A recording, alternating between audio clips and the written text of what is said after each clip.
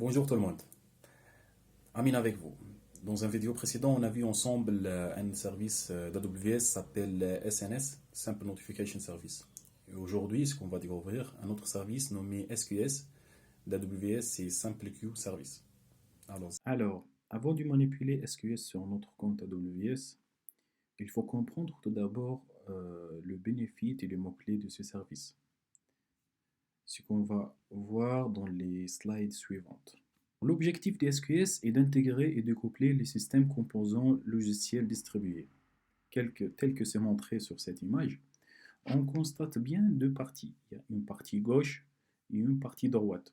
À gauche, on voit le composant nommé The Producer, qui représente des services qui produisent des messages qui seront traités par d'autres services qu'on voit ici sur la partie droite. Ce sont des consumers. Le couplage entre ces deux composants seront faits par des files d'attente. Ces files d'attente dans notre service SQS. Du coup, un service X, il va produire des messages qui sera publié dans le queue. Ce message qui sera publié dans le queue sera poolé par des services à droite. Ce sont des services consommateurs pour récupérer les messages qui sont déjà envoyés par le producer. Il faut mettre en tête trois mots-clés: the producer, the queue et the consumer. Le producer, ce sont les services qui vont publier les messages dans le queue. Et les consommateurs, ce sont les services qui vont pooler chaque laps de temps pour récupérer les messages qui sont enregistrés au sein de cette queue-là. Pour les files d'attente, SQS prend en charge les files d'attente de type standard et FIFO. Standard et FIFO, comme on se montre sur cette image-là. En fait, il y aura une différence entre ces deux files d'attente et ça dépend de ton use case, quelle file d'attente on doit utiliser. Comme on a dit, on a une file d'attente de type standard et on a une file d'attente de type FIFO. Si on va utiliser une file d'attente de type standard, en fait, comme sur le site officiel d'Amazon, il explique qu'on aura un débit limité. Ça veut dire ces files d'attente ils prennent en charge un nombre presque illimité d'appels d'API par seconde. Aussi pour FIFO, en fait, ils prennent en charge jusqu'à 3000 transactions par seconde. Alors, deuxième point aussi, la remise au moins une seule fois. Qu'est-ce que ça veut dire? Ça veut dire qu'un message qui sera remis vers un consommateur, il pourra être remis une deuxième fois vers le consommateur. Ça veut dire pour un message donné, un message, on va l'appeler N, on peut l'avoir plusieurs fois, au moins une fois, mais on peut avoir plusieurs fois poolé par le même service consumer. Par contre, sur le fil d'attente FIFO, un message est remis une fois et reste disponible jusqu'à son traitement et sa suppression par le destinataire. Aucun doublon n'est ajouté à la file d'attente. Ça veut dire un message qui sera traité par un consommateur ne sera plus, on ne pourra plus le traiter par un autre consommateur. Le troisième point, c'est l'ordre. Pour un fil d'attente de type standard, il peut arriver que le message soit remis dans un ordre différent de celui de leur envoi. Par contre, sur un fil d'attente du type FIFO, le premier entré, c'est le premier sorti, first in, first out. Ça veut dire l'ordre d'envoi de récupération du message est conservé.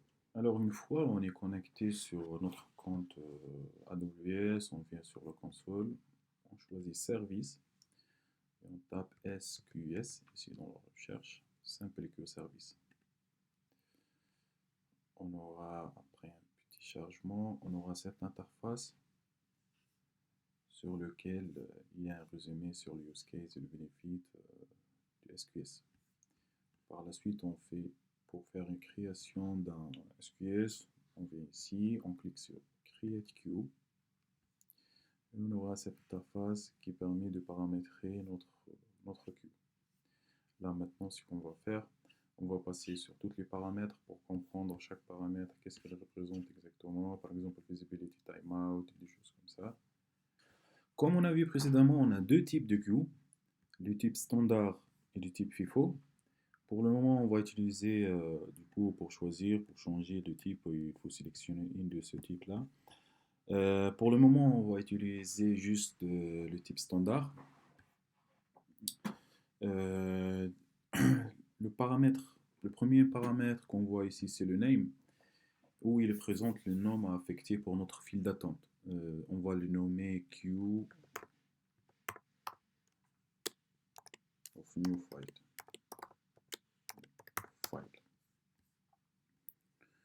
Par la suite, on a une configuration pour notre file d'attente, où il y aura plusieurs paramètres à citer. Le premier paramètre qu'on va le voir, c'est le visibility timeout. Une fois le message est consommé par un consommateur, ça veut dire il est polé à partir de la file d'attente, ne sera pas supprimé directement de notre file d'attente, mais il sera pendant un certain temps, ce temps-là, qu'on va le configurer, invisible sur la file d'attente. Ça veut dire les autres consommateurs, ils ne voient pas ce message-là pendant, pour l'instant, par exemple, c'est la valeur par défaut de visibility time, c'est 30 secondes. Ça veut dire un message est consommé par le consommateur numéro 1. Pour tous les autres consommateurs pendant 30 secondes, ils ne vont pas voir ce message sur cette file d'attente. Mais il faut faire attention par rapport à la suppression. Comment ça? Si vous voulez qu'un message reçu qu'une seule fois, il faut que le consommateur qui a consommé ce message la première fois supprime le message quand il sera visible. Pourquoi? Si vous supprimez le message avant qu'il devienne visible, du coup, par la suite, il sera visible pour les autres consommateurs. Il faut bien faire attention par rapport à ce point-là, car il y a des fois qu'on voit ce message qui est dupliqué. Pour ce paramètre, la valeur par défaut, comme on a dit, c'est égal à 30 secondes. Par contre, on peut modifier cette valeur en minutes, en heures ou en secondes. Du coup, elle commence de 0 secondes minimum, comme maximum, c'est 12 heures. Ça veut dire si on met 14 heures, par la suite, on vient ici pour dire on veut créer un queue, il va nous afficher ce message-là. The visibility timeout must be more than 12 hours. Il faut bien faire attention par rapport à ça aussi. Le deuxième paramètre à voir, c'est le message retention period. Une fois le message est polé par le consommateur, et à la fin de son traitement, le consommateur doit supprimer ce message de la file d'attente. Sinon, SQS va le supprimer de façon automatique après un certain temps. Ça veut dire, une fois le message reste dans le queue pour une durée supérieure à celle de la valeur du message retention period, alors il sera supprimé. Ici, par exemple, cette valeur est à 4 jours. Du coup, un message qui reste plus que 4 jours sera supprimé de la file d'attente. Il faut aussi mettre en tête que cette valeur est comprise entre 60 secondes et 14 jours. Si je mets days, the message retention period must be more than 14 days.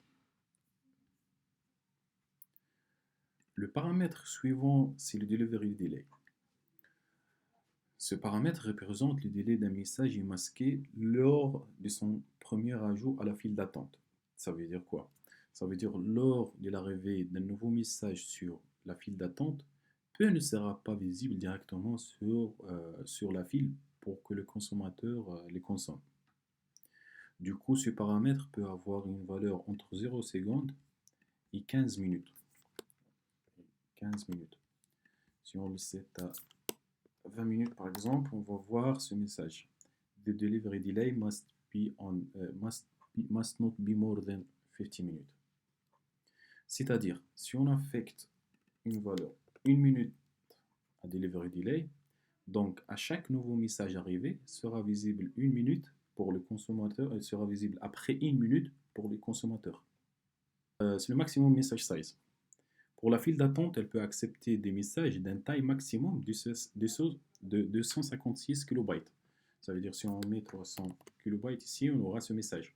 Du coup, le maximum, c'est le minimum c'est 1 et le maximum, c'est 256. Access Policy. Access Policy permet de définir quel compte user et role peut accéder à ces queues. Pour le moment, on va le laisser basique, car on a basique et advanced. On va le laisser basique. de façon laissée que le propriétaire de ce queue peut envoyer et consommer le message reçu sur cette queue. Encryption. Encryption représente un paramètre, en fait, une configuration à faire pour activer ou désactiver l'encryption des données sur cette queue-là. Lettre queue. C'est l'avant-dernier paramètre dans notre queue à configurer. Comme on a vu tout à l'heure, un message qui n'est pas été consommé ne peut pas rester à vie dans la file d'attente, mais après un certain temps sera supprimé de cette file. Vous vous rappelez du paramètre message retention period. Vous vous rappelez de ça, de cette configuration message retention period. On a parlé de ça tout à l'heure. Du coup, on peut configurer une nouvelle file d'attente. On peut configurer une nouvelle file d'attente où on va envoyer dedans tous les messages qui seront supprimés. Et comme ça, on peut faire traitement dessus. Cette file d'attente, on peut la configurer dans la paramètre letter. Et de cette façon, une fois sera supprimée de notre file d'attente correspond à celle qu'on est en train de créer, sera envoyée directement dans cette nouvelle file d'attente. Pour l'instant, on va le laisser disabled et par la suite, on va regarder comment ça fonctionne exactement. Maintenant, on va créer notre queue en appuyant sur le bouton, mais avant cela, on doit corriger tous ces paramètres avant qu'on va faire la création de notre queue. Timeout visibility 1, message retention 1, une journée, delivery delay, on va laisser 1 minute pour le message de 156 KB. Notre queue sera nommée queue of new file.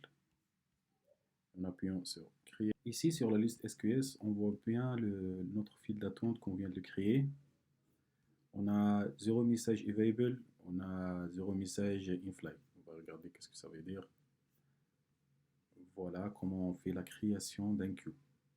Maintenant, laisse-nous passer à l'étape suivante, c'est envoyer des messages sur cette queue, cette file. On clique ici.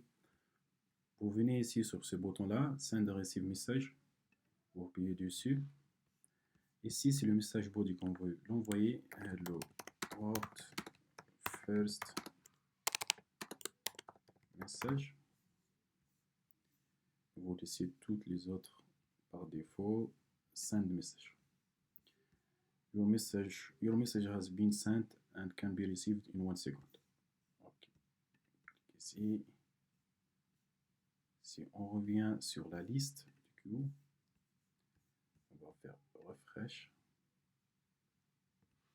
On voit bien qu'il y a un message available sur notre queue. On va revenir dans le queue